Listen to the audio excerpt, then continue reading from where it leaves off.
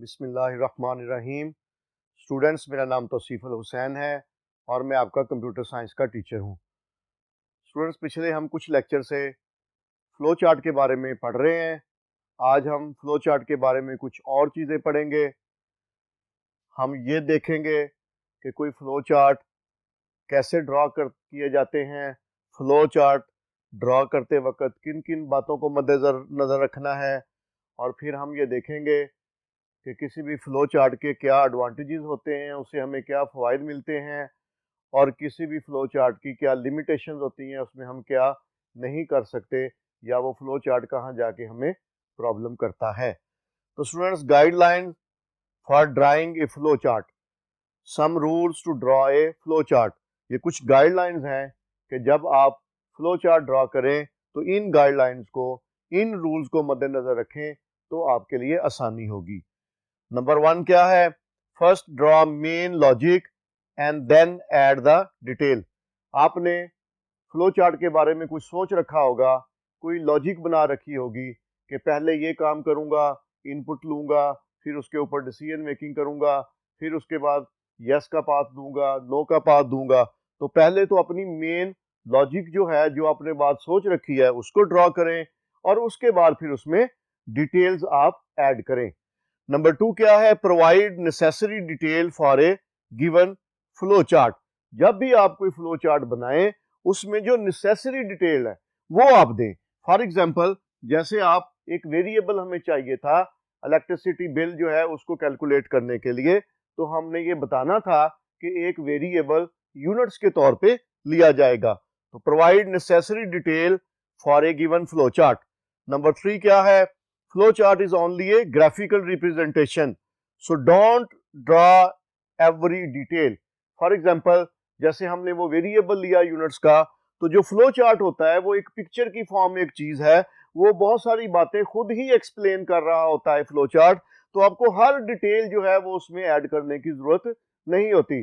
For example, आपने कहा जी एक यूनिट्स एक वेरिएबल होगा, आपने यूनिट्स लिख दिया, लेकिन अगर आप उसके साथ ये कहना शुरू कर दें कि take a variable as a unit and get value of unit from the user, तो इस डिटेल की जरूरत नहीं होती, क्योंकि वो जो उसकी सिंबल होता है वो खुद ही आपको ये बता रहा है कि यहाँ पर जो एक यूनिट है वेरिएबल, वो इनपुट के तौर पे लिया जा रहा है।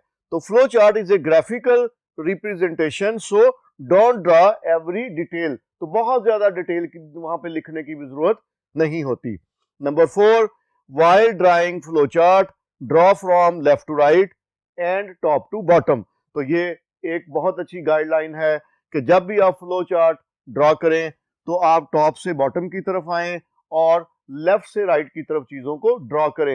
ये ना हो आप बॉटम से टॉप की तरफ जाना शुरू कर दें या आप राइट से लेफ्ट की तरफ जाना शुरू कर दें, तो फिर चीजें आपकी लॉजिक के मुताबिक फ्लो नहीं करेंगी और आपको प्रॉब्लम होगा। नेक्स्ट 5 क्या है? Flow chart should be simple, आसान होना चाहिए, देखने वाले को उसके फ्लो की समझ आए, हर सिंबल प्रॉपरली यूज किया जाए, ताकि सिंबल को देख के ही जो यूजर है, जो प्रोग्रामर है, उसको आइडिया हो जाए कि यहाँ पर फ्लो चार्ट में क्या काम हो रहा है। The crossing of flow line should be avoided. तो स्टूडेंट, आप यहाँ पे देख रहे हैं कि एक लाइन है, आप उसको क्रॉस करते हुए कोई दूसरी लाइन लगाएं, ऐसे नहीं करना चाहिए, इससे आपका फ्लो जो है उसको प्रॉब्लम हो सकता है।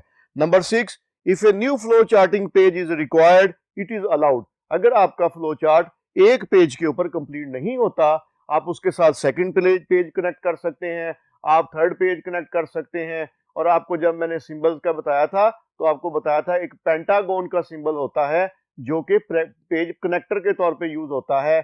जहां पे पेज एंड हो रहा है वहां पे भी वो लगा होता है, उसके अंदर लेबल होता है 1 का या 2 का, और फिर वहां से जब नेक्स्ट पेज के ऊपर दोबारा फ्लो चार्ट शुरू होगा तो दोबारा फिर आपने वही कनेक्टर, जो पेज कनेक्टर है पेंटागोन सिंबल, वही लगाना है और उसके ऊपर वही लेबल देना है। तो यही लिखा हुआ है कि if a new flow charting page is required it is allowed. तो आप ये काम कर सकते हैं, but you proper connector should be use to link the portion.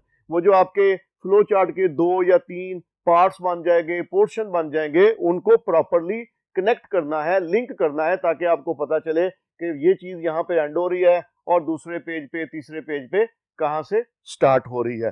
तो स्टूडेंट्स, ये थी कुछ गाइडलाइंस, कुछ रूल्स जो कि आपको हेल्प करेंगे फ्लो चार्ट को ड्रॉ करने में। अब हम स्टूडेंट्स फ्लो चार्ट के एडवांटेजेस देखते हैं कि उससे हमें क्या फायदे मिलते हैं। Advantages of flow chart. Students आपके सामने एडवांटेजेस लिखे हुए हैं, मैं उनको एक्सप्लेन करता हूं। फर्स्ट एडवांटेज क्या है? Flow chart can help to explain clearly the program logic.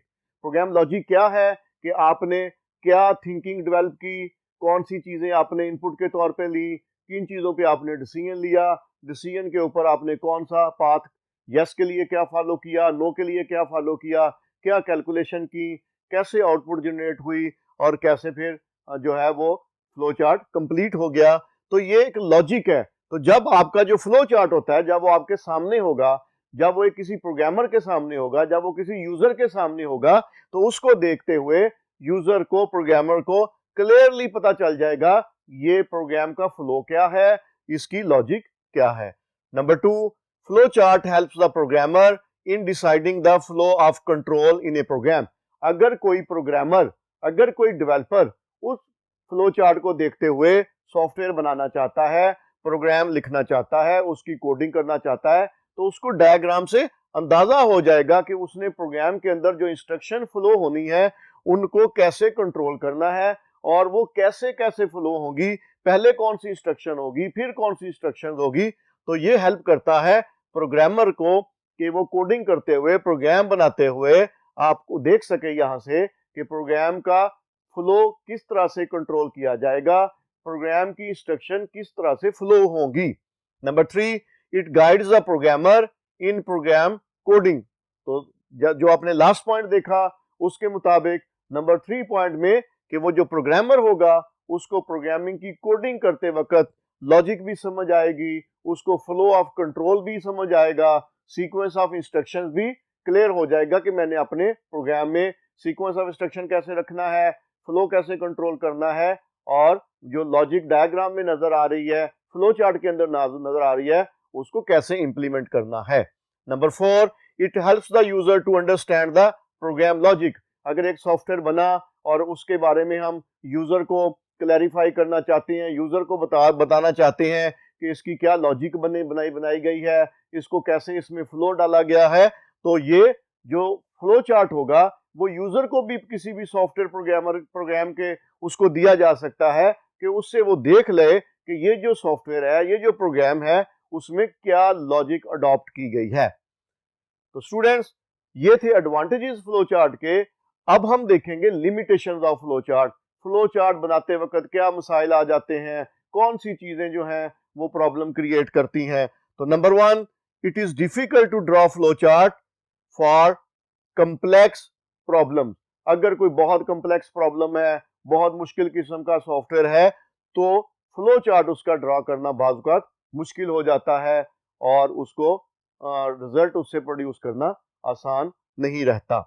Number 2, if alteration are required the flow chart is to be redrawn. ये एक बहुत बड़ा मसला है। अगर आपने फ्लो चार्ट बनाया, जैसे आपने प्रीवियस लेक्चर में फ्लो चार्ट देखे, अगर आपने फ्लो चार्ट बनाया और आपको उसमें कोई तब्दीली करनी पड़ गई, कोई अल्टरेशन करनी पड़ गई, तो सम टाइम वो पॉसिबल नहीं होता। फिर आपको क्या करना पड़ता है, सारा फ्लो चार्ट दोबारा बनाना पड़ता है और वो जो अल्टरेशन है, वो जो तब्दीलियां हैं, उसके अंदर आपको इंट्रोड्यूस करवानी पड़ती हैं, मेंशन करनी पड़ती हैं।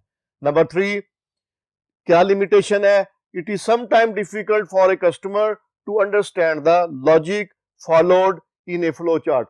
सम टाइम अगर कोई कॉम्प्लेक्स किस्म का फ्लो चार्ट है, आसान फ्लो चार्ट नहीं है, तो जो प्रोग्रामर के लिए भी ये मसला हो सकता है और यूजर के लिए भी ये मसला हो सकता है कि वो उसकी जो लॉजिक उसके अंदर डेवलप की गई है, जो फ्लो उसमें दिखाया गया है, वो उसको अंडरस्टैंड ना कर सके। तो ये लिमिटेशन थी किसी भी फ्लो चार्ट की। तो स्टूडेंट्स आज हमने ये डिस्कस किया कि गाइडलाइंस आपको दी, रूल्स क्या होते हैं किसी फ्लो चार्ट को बनाने के लिए, फिर आपको एडवांटेजेस बताए गए फ्लो चार्ट के, और फिर आपको लिमिटेशन बताएगी फ्लो चार्ट्स की। तो स्टूडेंट इसके साथ ही आपका आज का लेक्चर खत्म हुआ।